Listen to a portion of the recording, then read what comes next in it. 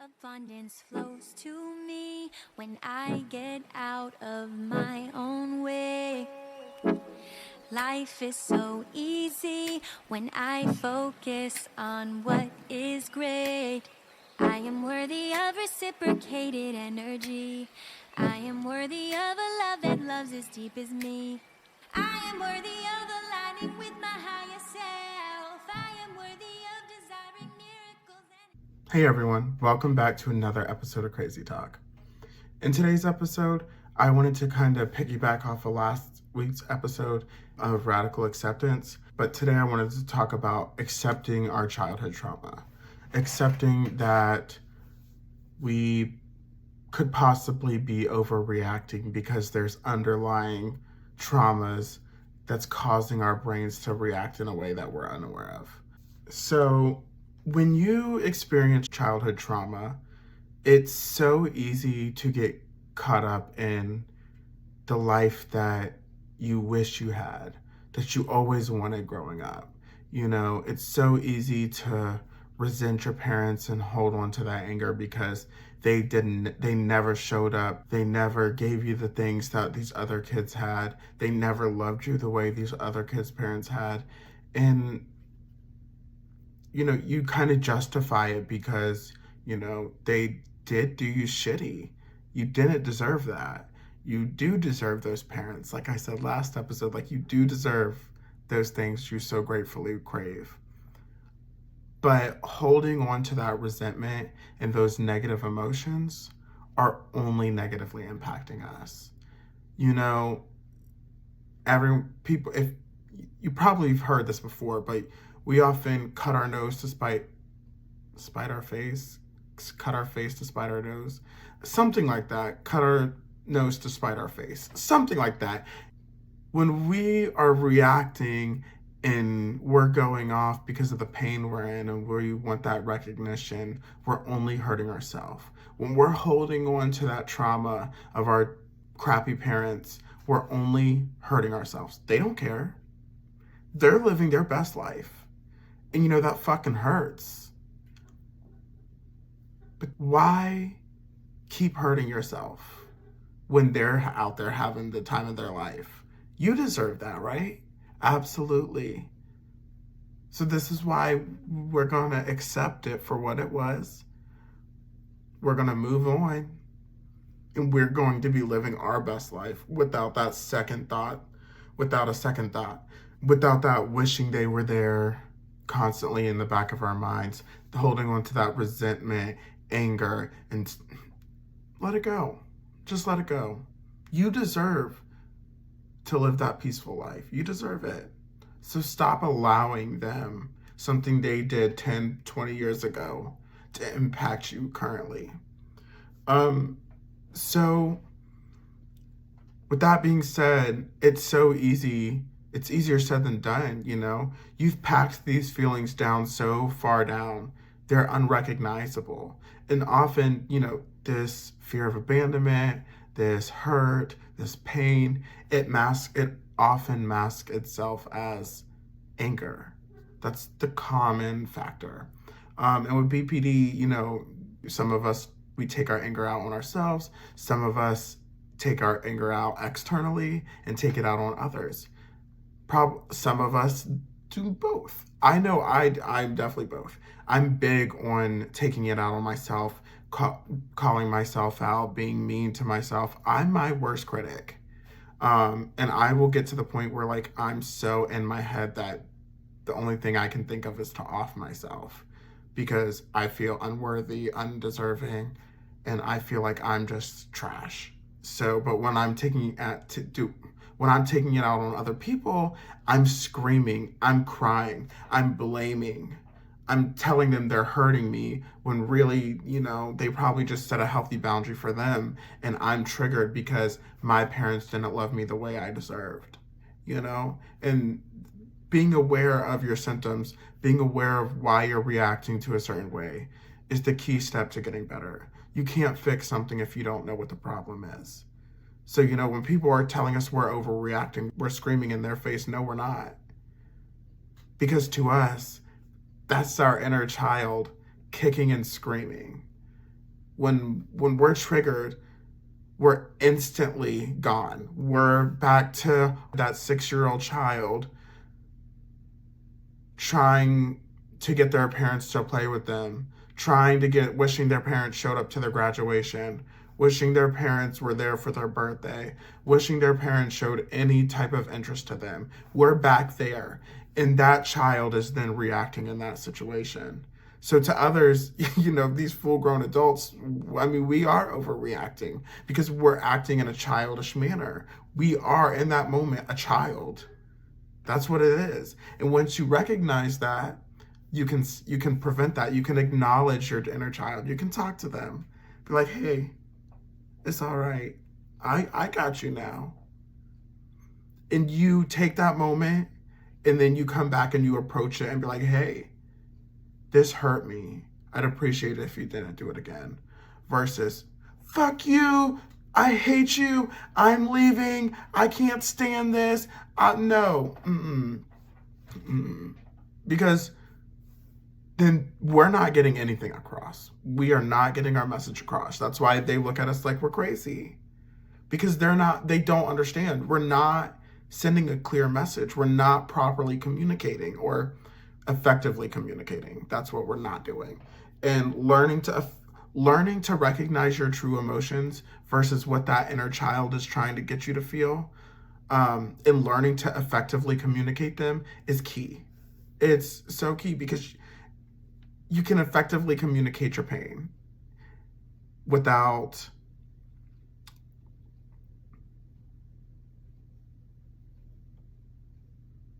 invalidating your feelings. Because like I said last episode, your feelings are valid. Someone did trigger that emotion and make you feel hurt. So acknowledging that and making them aware of that is the key to moving forward.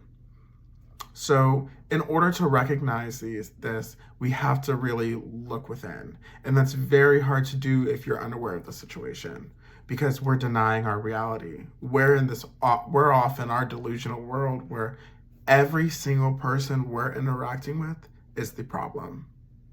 I can't tell. Literally, when I was 18, I was getting sent home from work every single day. Every day. Because I was reacting every time. I worked at McDonald's, so people were trash. Overnight at that. People were extra trash at 2 a.m. Okay? So, and they already knew, if you were coming to my McDonald's, you better shut your mouth because I will. I am coming back, okay? I was not taking anything. And I hated the fact that everybody would be like, oh, you'll grow out of that. That you'll realize that this is inappropriate, that this isn't the right way to react. And that would set me off. Set me off. How are you going to tell me? Because to me, you're invalidating my feelings. Like, you're not recognizing what they just did to me. And they're like, they didn't do anything. I mean, yeah, they were rude, but they didn't stab you. They didn't actually hurt you, you know? So there was really no need for that. I could just say, okay, bye. I'm not taking your order. And eventually I did do that. But before, oh no! You said what? Bitch, come through the window. Come through the window, because I'll fight you, motherfucker. That was me, ready to fight anyone and everyone, okay? I did not discriminate. I didn't give a fuck. If you hurt me, I hurt back. Hurt people, okay? And that's why it's so important. It's so important to do the self-work so we can stop hurting the ones we love. This girl commented today. I was, on social media, and this girl commented on a post and said, I feel like I am being emotionally abusive. We are. And that's the thing you have to acknowledge and accept. Once you accept that, then you can work on yourself and change. And that's the true sign of true love. If you love someone enough, you will put in the work and change. And oftentimes with BPD, or probably most mental illness, I don't know. I'm only speaking for BPD right now. For us, I feel like at least for me, it takes hitting rock bottom. That can be losing your favorite person, or, ending up in some crazy, terrible situation that you just cannot get out of because you were constantly reacting. I've been there, done that. I hit rock bottom. And I got a special episode for y'all tomorrow. Tune in. And that's going to be all about my rock bottom. But anyways, it often takes hitting that rock bottom to really accept that you have to change. And I'm not saying like there's a problem with you, but like we can't react like this, I don't want you to think that like, oh God, this is me. I suck. I'm the worst. Like, that's what our brain often does. Because like I said, we can be our worst critic. But just because you have work to do does not mean there's something wrong with you. It means you experienced trauma. You've been through some shit. And you just need to learn how to properly deal with it. And for most of us, we were often told we weren't allowed to feel our feelings. We weren't, our feelings didn't matter, and that's kind of where our overreaction comes from. When we feel invalidated or that fear of abandonment, or basically anytime we're triggered, we overexert our emotions. Like obviously our emotions are intense, but like we are doing a little too much. Because, like I said, that inner child is driving the car now. And we're reacting as they would have. They wanted to as a kid. But, our parents didn't understand that kids didn't have the emotional intelligence to maintain their emotions. Our parents didn't teach us how to effectively handle our emotions. We were just denied the reality of it. We were told it's not real. You're overreacting. You're too much. Guys, this one's for you. How many of us were told that only girls cry? You need to man up, toughen up, suck it up. Men don't cry. That's gay. You're gay. You get made fun of. Oh, he's crying. He's too happy. That's a little gay. But yet we wonder why men are so insecure with their sexuality. We wonder why gay men are so fearful to coming out. I just can't. It's just, we're forced to hold these emotions in for so long that basically when PPD, we're just spending all this time reacting, letting these emotions overflow. They're just overflowing and pouring out because for so long we were told we weren't allowed to feel anything. So we bottle it up, we hold it in, and then we explode. And that's why the suicide rate is so high. And I did some research and I was appalled. I am appalled. In 2022, in the United States alone, 39,255 men died from suicide. That is men alone. 39,000 in the United States, not the world, the United States, in 1 year.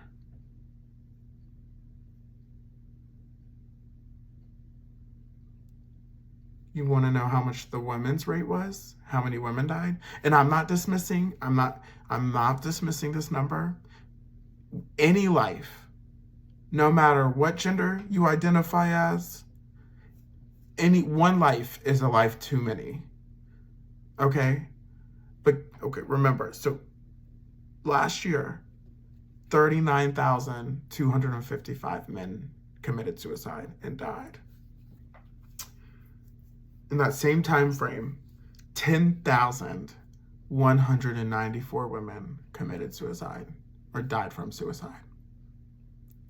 That's a 3-to-1 ratio.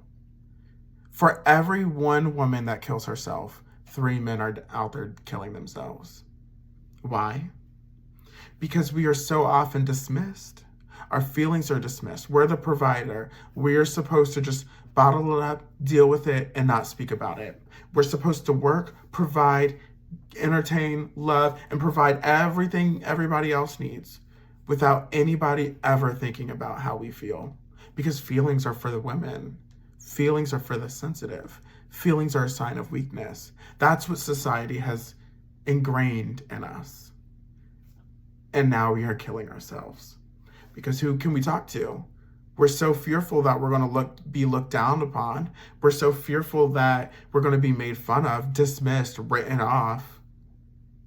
Bitch, that's what you are if you cry, right? That's what you are if you're sad. Oh, you've worked too much. You're stressed out. You don't have any time for yourself. You stressing about finances while everybody else is having tea time. Everybody else is having the time of their life. But you, the male provider, are solely responsible to neglect your mental health, not talk about it, and not feel anything. You're not allowed to feel bad. You're not allowed to feel sad.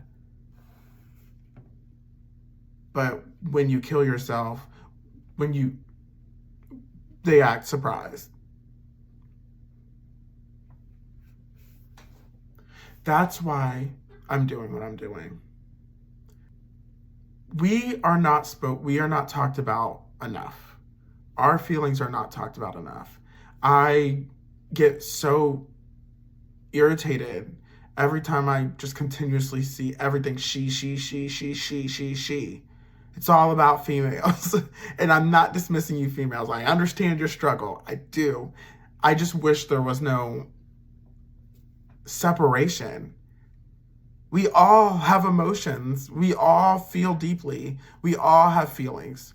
All our feelings matter. Why is there such a separation between sexes? Why are women allowed to feel but men are not? I would love your comments, please. But so let's just work on that. Let men express their feelings. Let's tell them it's not gay. Let's tell them it's okay. We just need to talk about it more.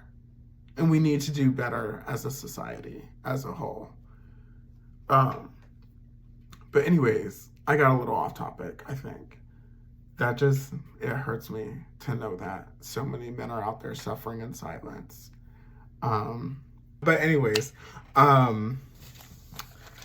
so now that we've addressed what symptoms of childhood trauma look like and why we may have childhood trauma or why we may be experiencing these symptoms, let's address how we can fix it. Obviously, the acceptance is the number one. That's the topic of today.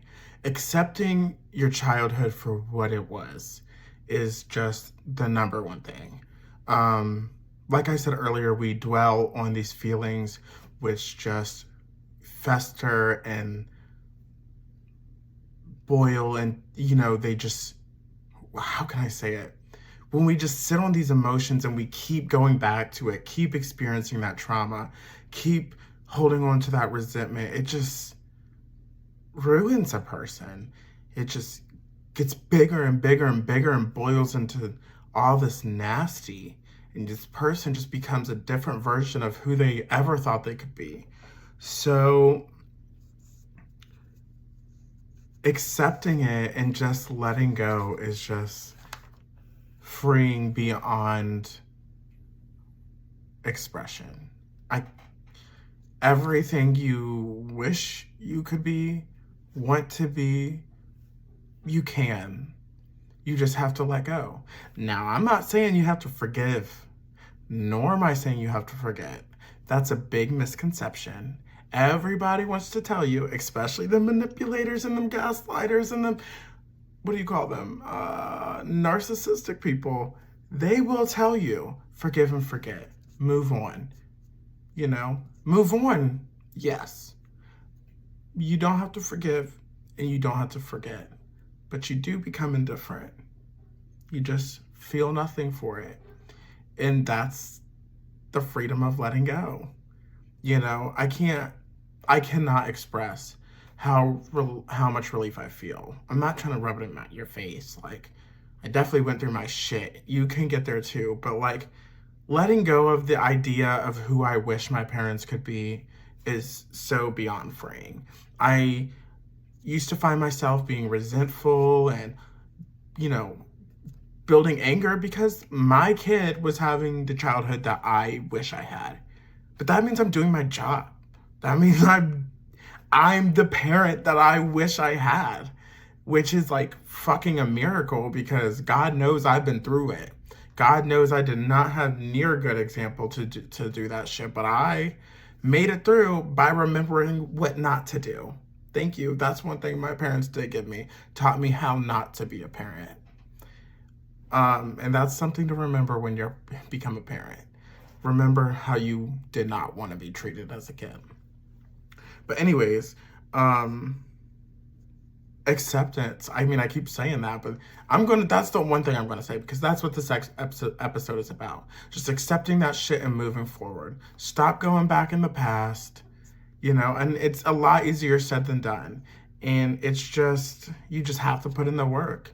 You have to feel those feelings. If you never allow yourself to feel those feelings and you keep dismissing them, you're never gonna reach acceptance. You're never gonna reach that freedom, that weightlifting, full breath taking, sun beating down on your face, beautiful moment. It's literally a movie. It's literally everything. It's so, you just have to get there. You have to. This is your moment. This is your time. No more bullshitting. No more excuses. Let's just work on ourselves to get there so we can all be better, so we can all get better, set better examples, and we can end this cycle of abuse. That's literally the only way society is going to get better, by setting the example, because our parents didn't do it. And these kids surely are not going to do it if we don't show them how to do it. So you need to do better for yourself so you can do better so those kids can do better for the future. And then the next generation can be better. And it's all because of you. It's all because of us. Collectively, as a whole, letting go, moving on from those negative emotions, and stop feeding into the negativity and holding on to the shit our parents did to us. And a lot of people like to say, oh, pisses me off. Stop blaming your parents for everything. Stop. Don't invalidate our feelings. Our parents were shitty and they did inflict this pain on us. And it's okay to say that. It's okay to acknowledge that. It doesn't mean you're displacing your pain. It doesn't mean you're displacing your anger. It just means you're accepting your reality for what it is, despite how others may think or feel, despite what your parents say, because a lot of them just deny your reality.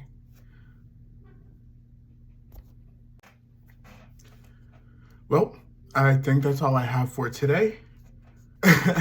But yeah, so tune in tomorrow. The episode will be uploaded. Let me know what you think. Don't forget to like, subscribe, and share to support the channel. Thank you so much for listening. I hope you have the best time working on your journey. Let me know how it's going. Love you. See y'all next time.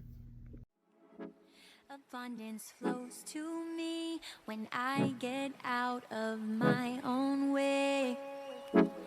Life is so easy when I focus on what is great. I am worthy of reciprocated energy. I am worthy of a love that loves as deep as me. I am worthy of a life